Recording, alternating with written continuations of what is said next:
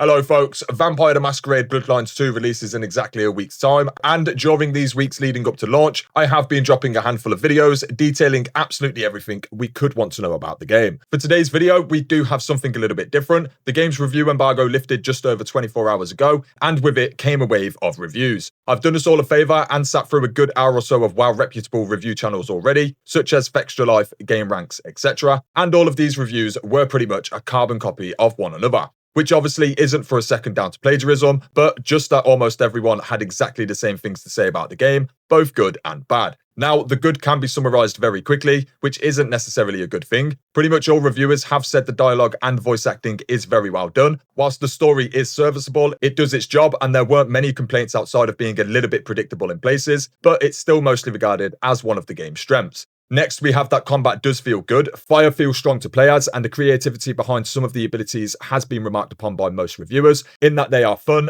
different, and a welcome addition. But beyond this, all of the praise would go towards the game's overall theme, art style, and audio, as well as its performance being pretty stable and in a good place at launch. Now, this isn't to say there aren't any other good points to be made about the game, but they'll be easier to sift through whilst now talking through all of the bad, so strap yourselves in, because we've got a fair bit to dive through. So I think one of the biggest criticisms that almost every reviewer has highlighted the most would be the game's complete and utter lack of customization/depth. We have 6 skills to unlock for our clan, a passive, a perk, and 4 combat abilities, and these are said to be gained within the first couple of hours of gameplay. Due to the fact there's no skill tree, inventory/loot, weapons, armor, etc., once you're a couple of hours in, you have indeed hit the power ceiling and will no longer continue to get stronger or build upon your character. Beyond the fact that you can unlock all other abilities available to the other clans, however, these will replace what you currently have equipped, meaning you can mix and match to change things up. However, there are no other upward upgrades. The game is said to be around 14 to 24 hours long, depending on how quick you move through it, and whether you complete the quote-unquote side quests along the way, which we'll get into shortly.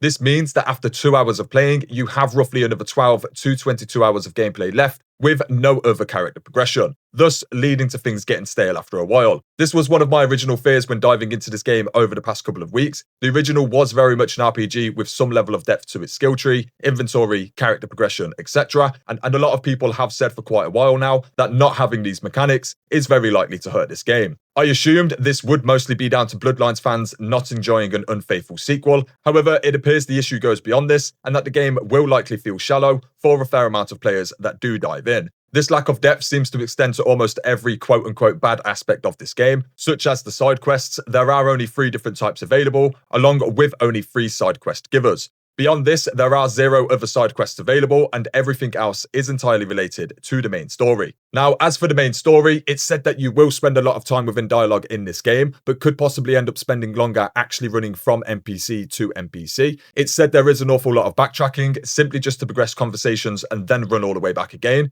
This is obviously not sounding great, regardless of which way you cut it. Fextra Life even remarked that the majority of his time was likely spent running between NPCs and going through dialogue. Now, to add to this, almost all review videos I watched said that they had a solid experience through the first half or the first 2/3 of the game. However, things eventually began to become quite stale and less engaging towards the end half. This will obviously not be the same for all players, but it would appear that the game's clear lack of depth and customization has led it to being a shallow experience that may quickly outstay its welcome. Which is interesting, given the game has a runtime of only 12 to 24 hours depending on your own pacing. Seattle is said to be quite small, and some reviewers remarked they were concerned about its size to begin with, but once getting through the game, they appreciated that things hadn't been bloated or extended in terms of scope. This again likely falls into the issue of having very little depth. Without any way to expand upon or progress your actual character, a 30, 40 or even 50 hour or more experience would have most certainly had a lot of players bored after so long. Which again isn't to say what is there is bad, but more to say without any way to change things up, progress, or feel like you're actually developing yourself, it's no surprise things do get stale. Speaking of stale, a fair few reviews remarked on Fabian's gameplay segments being a little bit tedious. You seem to revisit the same places and interact with the same characters that Fire does, and these segments mostly serve to just progress the main narrative and add additional context to Seattle and its overall lore. There are some investigation mechanics and the ability to manipulate others throughout dialogue, but these are quite rudimentary, and it's likely not many players will get too much out of these segments. beyond story and lore, which I feel should be highlighted as one of this game's biggest strengths. Through all of the negative feedback, we can see that the characters, dialogue, voice acting, and story are all praised quite a bit. Meaning, if that is what you're coming for or what you're looking forward to the most, then you'll very likely enjoy your entire experience with it. However, those who were coming for the character progression, combat depth, etc. may find that there just isn't enough to keep you engaged as long as you would have liked. Now, I will touch on this again very quickly. There are 6 clans within this game, meaning there are 6 passives, 6 clan perks, and then 24 different combat abilities available. Given your clan choice will dictate the narrative and story to some extent,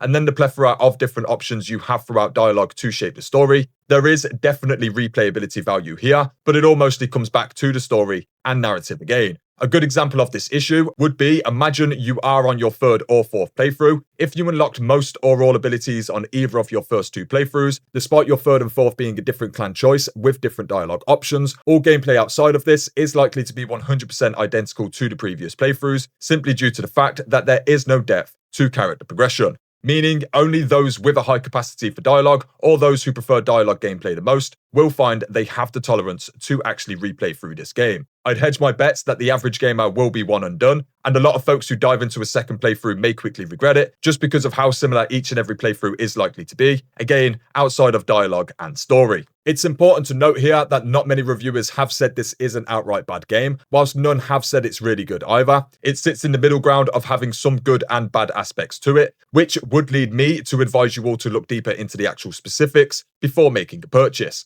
If a game with lots of dialogue and story sounds like it's for you, you'll probably quite enjoy it. If you don't mind the lack of depth to character progression, then you may get a solid 1 or 2 playthroughs out of it before the staleness kicks in. But otherwise, all other potential players should be cautious before committing so early, and most reviews recommend waiting for a sale before purchasing, which could end up being sooner rather than later. Now, I of course have not played Bloodlines 2 just yet, but I have looked into this game an awful lot, and these reviews confirm my biggest fears about this game entirely. I detailed this in my Ugly Truth video, with the ugly truth being that because Bloodlines 2 was promised as a faithful sequel to the original Bloodlines game, but then changed shape over the years and became what we have now, the sheer lack of RPG elements and mechanics will likely damage this game's launch. However, I assume this would mostly be down to a portion of the Bloodlines fanbase simply just not being too thrilled with the final product. The actual issue here does appear to be worse, in that there is so little depth that even players with no knowledge or experience of the first game are likely to grow bored if they don't get hooked by the story and lore.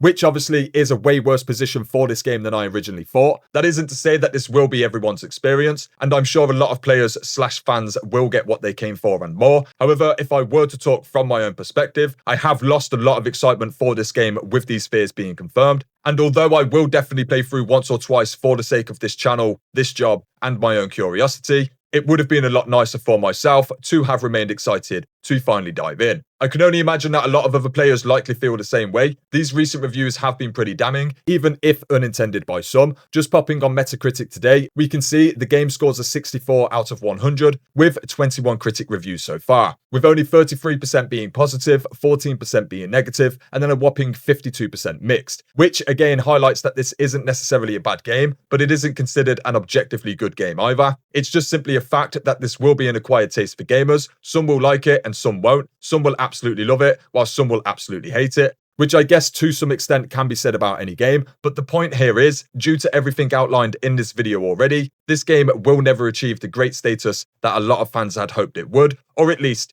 it won't be achieving it anytime soon. We may get a plethora of updates and changes over the coming months and years, possibly adding more depth and scope to the overall character progression. However, I wouldn't hold my breath. Given the game's unorthodox and messy development cycle up to this point, where we go from here would be absolutely anyone's guess. I will still be jumping in on the 21st, and my best advice to anyone else who is, but maybe a little bit unsure after seeing these reviews, what I've personally done is adjusted my own expectations on the experience I'm going into. I've geared myself up to get stuck into 20 or so hours of dialogue and story progression, with some combat, exploration, etc. thrown in here and there. I feel if you go in with this mindset, you'll likely have a far better experience. Just expect lots of talking and a well-crafted experience in that regards, as opposed to coming for the combat and treating the dialogue as optional. Anyway, that would be it for this one, folks. I'll be back soon with plenty of Bloodlines 2 news and updates videos, just as soon as the game releases, and we have something to report on. And I do, of course, have a range of guide and news videos on the channel already, so do feel free to stop on by and check things out. Otherwise, thanks for watching, folks. And until next time, peace.